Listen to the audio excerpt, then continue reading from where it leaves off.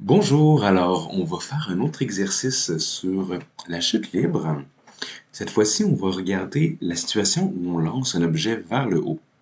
Ça va être les mêmes équations, la même logique, mais les informations de départ vont être un petit peu différentes. Donc on va voir à quoi ça ressemble. Donc l'exemple nous dit, on lance une balle vers le haut avec une vitesse initiale de 20 mètres par seconde. C'est la seule information qu'on a. Et avec ça, on va pouvoir déduire quand même beaucoup de choses.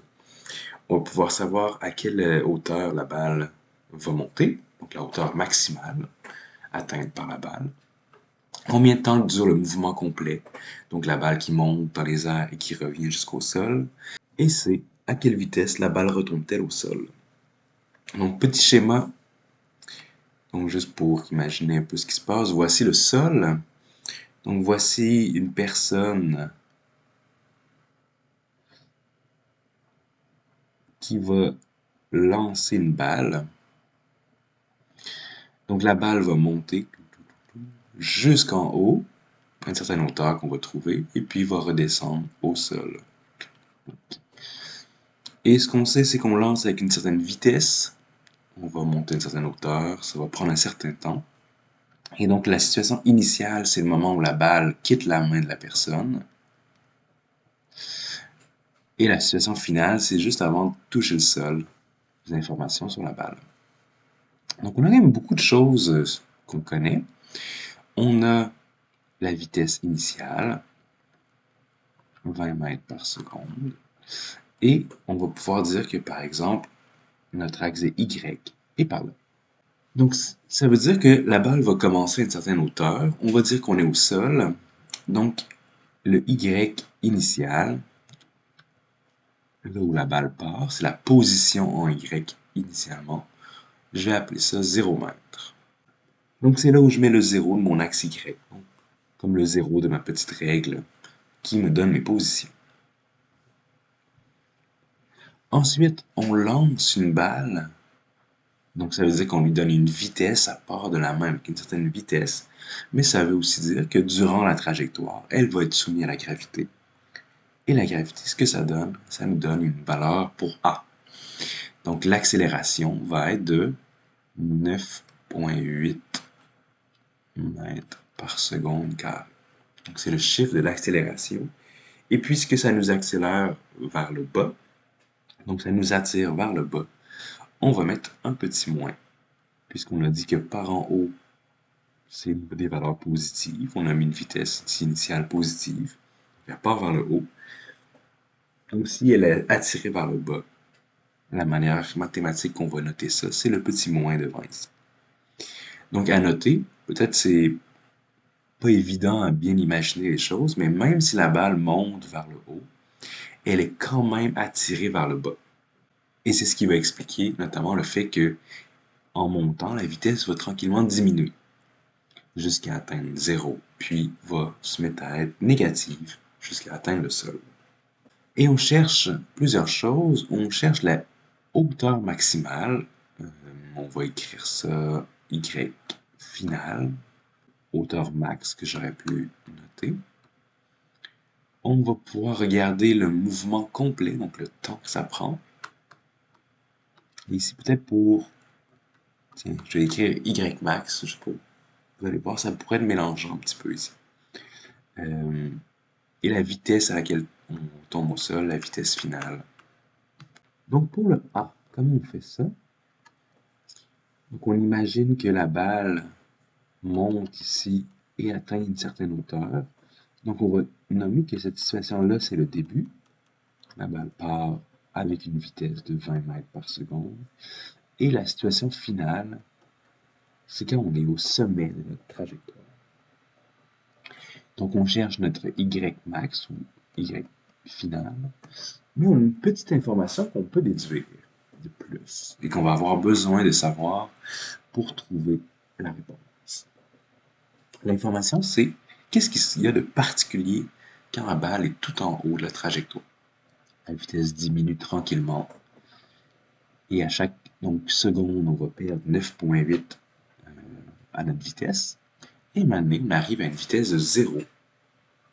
C'est notre vitesse lorsqu'on est au sommet de la trajectoire. Donc ça, on va avoir besoin de cette information-là. Aussi, en fait, cette information-là nous dit qu'on est au sommet et qu'on regarde donc la position quand on est au sommet. Et ensuite, il faut trouver une équation qui va nous permettre de trouver notre inconnu YF. Donc, je reviens ici sur les équations de la cinématique. À noter que notre X, c'est un Y à la verticale, mais sinon, c'est la même équation. Donc, trouver une équation qui a ce qui nous intéresse. On parle de vitesse, on parle de position. Donc, on va probablement utiliser la dernière ici.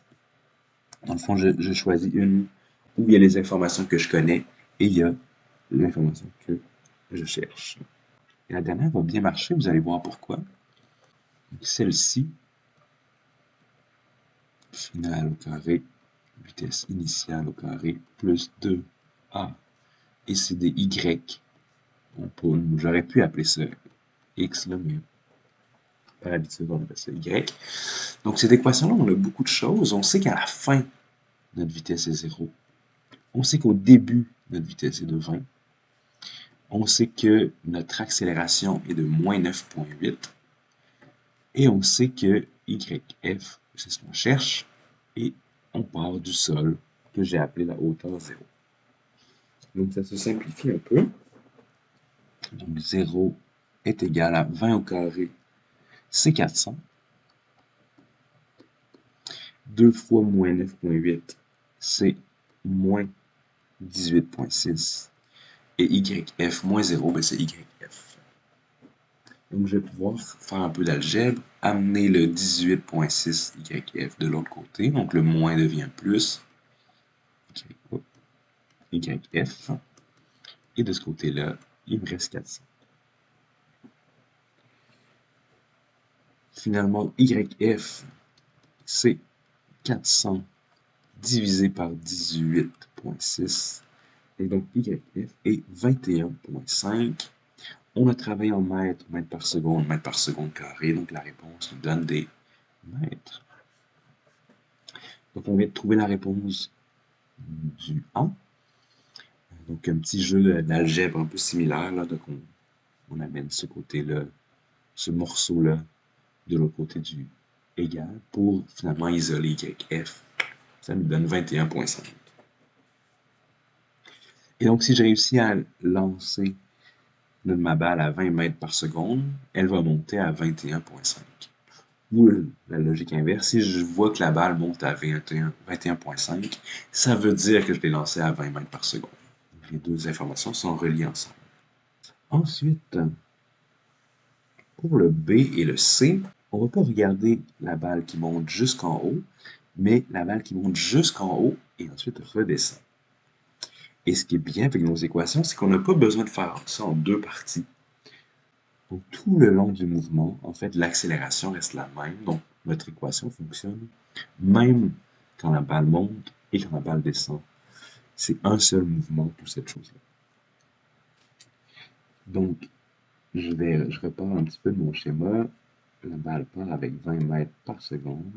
Ça monte, ça descend. Et donc, ce que je vais appeler comme initial, c'est la même chose. C'est le début quand on lance la balle. Sauf que le final, enfin le moment où je regarde ce qui se passe, la situation finale, ça sera plus en haut, ça va être en bas. Donc, ce que j'appelle final, c'est en fait le moment que je regarde à quelle vitesse elle est rendue, avec à quelle position elle est rendue. Donc, c'est un peu un choix. Donc, je choisis en fonction de ma question. Et donc, final, ici, je vais regarder au sol. Et vous voyez, ça va changer un petit peu, puisque à la fin, on est au sol. Ça veut dire qu'à la fin, ma position va être 0 aussi. Donc, je veux savoir si je pars de y égale à 0 et je me rends jusqu'à y égale 0 en ayant monté puis redescendu, ça va m'avoir pris combien de temps? Et donc, vous pouvez aller voir les équations de la cinématique à accélération constante, mais il y en a une qui parle de position et de temps, c'est celle-ci. Donc, YF est égal à YI plus VI fois le temps plus une demi à t carré. Donc, une équation qu'on utilise souvent. Et je viens de vous dire que à la fin, on veut une hauteur de 0. Au début, ben, on est parti au sol ici. On avait une vitesse initiale de 20 fois le temps qu'on cherche, plus une demi fois l'accélération, et toujours la même chose, moins 9,8 fois le temps, et le temps est au carré. Vous allez voir, l'algèbre va être un petit peu différente. On a ici 0. Le 0 ici, ben, ça donne 0. 20 fois le temps. 20 fois le temps. Et ici, une demi de moins 9,8, ça fait moins 4,9 t carré. Donc, on a 20 fois le temps, moins 4,9 fois le temps au carré. Il va falloir faire quelque chose pour trouver le temps, parce que chacun de nos termes, le 20 et le 4,9 fois le temps au carré, les deux contiennent le temps. Donc, ce qu'on peut faire, c'est d'amener, un peu comme précédemment, le 4,9 t carré de l'autre côté. Donc, 4,9 t carré est égal à 20t. Donc, ceux qui sont bons en mathématiques vont voir un peu le chemin pour aboutir à la réponse. Mais déjà, la réponse 4,9 fois le temps carré est égal à 20 fois le temps. Donc, il y a en fait réellement deux réponses. Peut-être que le temps est 0. Si on met le temps égal à 0, notre équation est vraie. 4,9 fois 0 égale 0. 20 fois 0 égale 0, donc 0 est égal à 0. Donc ça marche. C'est la situation où la balle vient d'être lancée. À ce moment-là, la position initiale égale à 0 et la position finale, on regarde tout de suite qu'est-ce qui se passe, c'est 0 aussi. Mais c'est pas très intéressant pour nous. Ce qu'on va pouvoir faire, c'est de, puisque le temps est commun partout, c'est de diviser par le temps nos deux équations. Il y a toujours moyen de faire une opération, par exemple multiplier par quelque chose ou diviser par quelque chose. Et si on a fait les deux côtés de notre égalité, donc du côté droit et du côté gauche, l'égalité n'est pas brisée. Donc par exemple, c'est une petite parenthèse, si on dit que x est égal à 5, si je fais x 10, 10x de vie est égal à 50, mon équation est encore vraie. J'ai mis fait x 10 d'un côté. Pour que ce soit vrai, il faut que je fasse x 10 de l'autre côté. Donc c'est un peu la même chose, sauf que là, je vais diviser par le temps. Donc en faisant ça, 4,9 fois le temps est égal à 20. Donc en divisant par le temps, j'enlève un temps de chaque côté de mon équation. Donc j'en avais deux de mon côté gauche, donc il ne m'en reste plus qu'un. Et j'en avais un de mon côté droit, donc il ne m'en reste plus. Donc c'est une autre petite passe-passe d'algèbre qu'on va avoir à faire pour aboutir à notre solution. Donc c'est comme si on amenait le temps ici du même côté que le t carré, donc il y a un t carré divisé par t, ça s'annule. Finalement, je ne veux pas 4,9 fois le temps, mais je veux le temps. Donc je vais prendre mon 20 et je vais diviser par 4,9. Donc 20 divisé par 4,9, ça va être la valeur de mon temps. Et ça, si vous faites le calcul, ça vous donne 4,08 secondes. Donc on vient de trouver combien de temps ça prend à la balle pour monter et revenir au sol. 4,8 secondes, 4,08 secondes. Et donc c'est directement relié à notre valeur de vitesse initiale, notre 20 ici, et notre accélération gravitationnelle. Et finalement le C, donc un peu de manière similaire, on va regarder quand on arrive au sol, mais plutôt la vitesse finale. Donc la vitesse finale, qu'est-ce que ça donne? Il me faut une équation avec la vitesse finale, et donc pas prendre la situation du A, parce qu'on ne regarde pas ici là, ce point-là, on regarde quand on arrive au sol, comme le général ici, donc c'était le B, et maintenant on est en train de regarder ici. Donc la vitesse finale, on la cherche, on part encore avec la même vitesse initiale, on a encore une accélération, et à la fin, on va regarder lorsqu'on est au sol. Le sol, c'est la position y finale égale à 0. Donc pour faire ça, je peux regarder en fait plusieurs équations parce que je commence à avoir beaucoup d'informations.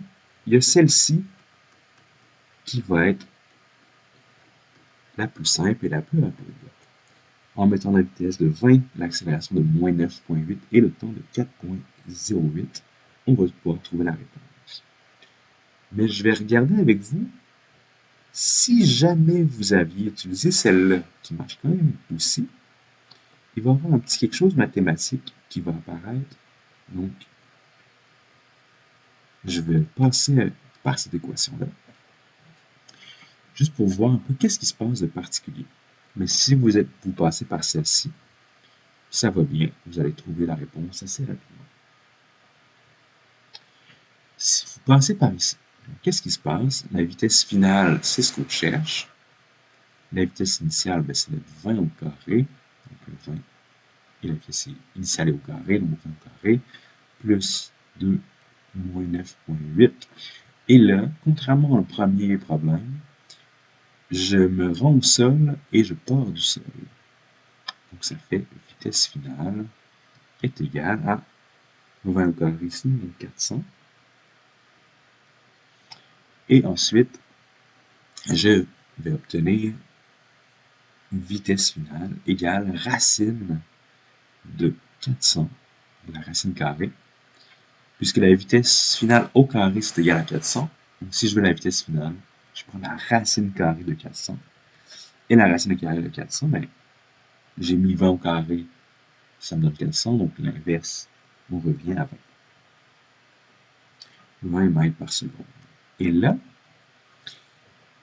la petite chose particulière, c'est que la vitesse finale est la même que ma vitesse initiale, 20 mètres par seconde. Et quand j'arrive au sol, ben, qu'est-ce qui se passe? Je suis parti avec 20 mètres par seconde vers le haut et je reviens avec 20 mètres par seconde. Je viens d'obtenir une valeur positive. Donc ça veut dire qu'à la fin, je monte vers le haut. C'est bizarre. Je suis en train d'aller vers le bas. J'ai une valeur positive. Et c'est quelque chose de particulier de notre racine carrée. Donc, à faire attention, à chaque fois que vous faites une racine carrée, il y a en réalité deux bonnes réponses. Plus ou moins. C'est quelque chose de mathématique. À chaque fois que vous faites la racine carrée, à la calculatrice, si vous faites la racine carrée de 400, ça va vous donner 20. Mais en réalité, la calculatrice oublie de vous donner une réponse possible aussi, qui est moins 20. Donc, je vais effacer ici. Ça veut dire qu'il y a deux bonnes réponses. Il y a tout d'abord plus 20, donc le 20 positif, ce que votre calculatrice vous donne, mais il y a aussi la version négative, moins 20 mètres par seconde. Pourquoi? 20 fois 20, ça vous donne 400, mais moins 20 fois moins 20, ça vous donne 400 aussi. Un moins fois un moins, ça donne un plus. Donc ça marche également. Et là, comment on va choisir la bonne réponse entre les deux possibles? C'est avec notre intuition physique. On est rendu à la situation finale, on va vers le bas. Donc la bonne réponse est le moins 20, pour dire qu'on va vers le bas. Donc un petit peu plus compliqué, parce qu'il faut choisir la bonne réponse. Si vous aviez utilisé cette équation-là, ben vous auriez arrivé avec moins 20, et non pas plus 20, puisque l'accélération négative, vous auriez obtenu la bonne réponse. Si vous passez par celle-là, vous avez à un moment une racine carrée à faire, et pour faire attention, il faut dire ben, la réponse, c'est la valeur négative, moins 20. Donc, si vous avez fait toute la démarche, vous allez avoir quand même la majeure partie des points pour la résolution du problème.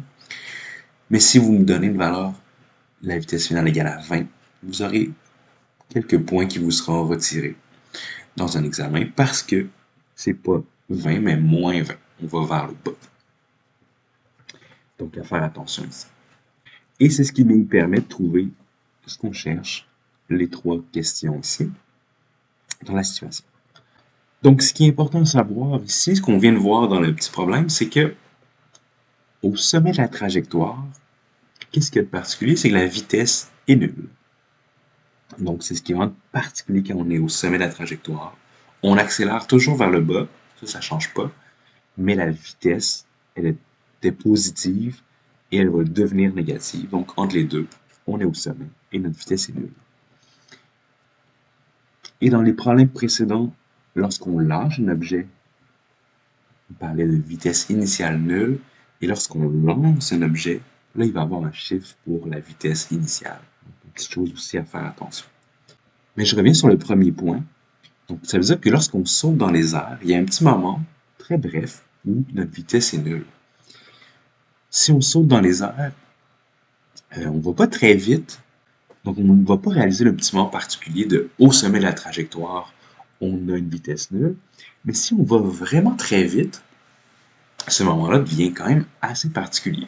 Donc, je vais parler d'une anecdote vécue, mais je ne sais pas si vous avez déjà eu l'occasion de faire un saut à l'élastique, donc du bungee. Je vais vous montrer un peu à quoi ça ressemble. J'ai une petite vidéo, mais c'est pas moi.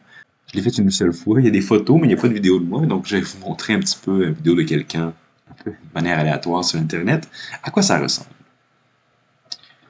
Donc, la personne est au sommet. Donc, quand même une expérience assez unique, là. Si vous avez l'occasion, c'est quand même particulier. Donc, on est accroché à l'élastique qui pend dans le vide, comme ça ici. Et vous prenez votre courage à deux mains et à un moment donné, vous vous dites « Let's go, je me lance ». Et on se lance. Et ce qu'il y a de particulier, c'est qu'on remonte quand même assez haut. Ça ici. Hop. Et donc, c'est aussi pour vous parler de chute libre. C'est un bel exemple de, par certains moments, une chute libre, et à d'autres moments, pas de chute libre. Donc, je reviens. Je l'avais fait en Outaouais, là. C'est un des plus hauts centres en Amérique du Nord, là. Donc, c'est un super bel endroit pour faire du bungee. Au début, quand on saute, je reviens ici, on est en chute libre. Le début. Pourquoi on est en chute libre? Parce que l'élastique ne nous retient pas. Elle pendait dans le vide. Ici, on est en chute libre. Et soudainement, quand l'élastique se met à être tendu, et là, faire attention, on n'est plus en chute libre. L'élastique nous ramène, donc on n'est plus uniquement soumis à la gravité. Sauf que ça nous ramène quand même pas mal, si bien que ici, pas comme ici, on revient en chute libre. Donc l'élastique n'a plus de tension, elle ne retient pas. Donc il y a un moment où on se fait repropulser dans les airs. Et si vous avez l'occasion de vivre ce moment-là, quand on est au sommet de la trajectoire, donc à peu près ici, donc c'est un moment où on a tellement été vite que le moment où soudainement notre vitesse devient nulle avant de redescendre est quand même vraiment marqué. Donc ça se passe super vite, mais dans la tête, la personne qui vit le bungee, c'est quand même très particulier. À ce moment-là, j'étais particulièrement concentré à pas m'enrouler dans la corde. C'était comme un stress que j'avais. Donc, on est un peu suspendu dans les airs parce qu'on a tellement été vite que la différence, à un moment, on n'a plus de vitesse. Voilà, donc petite anecdote, parler un peu de chute libre dans le cas du bungee. C'est ce qui termine la capsule, donc bonne journée.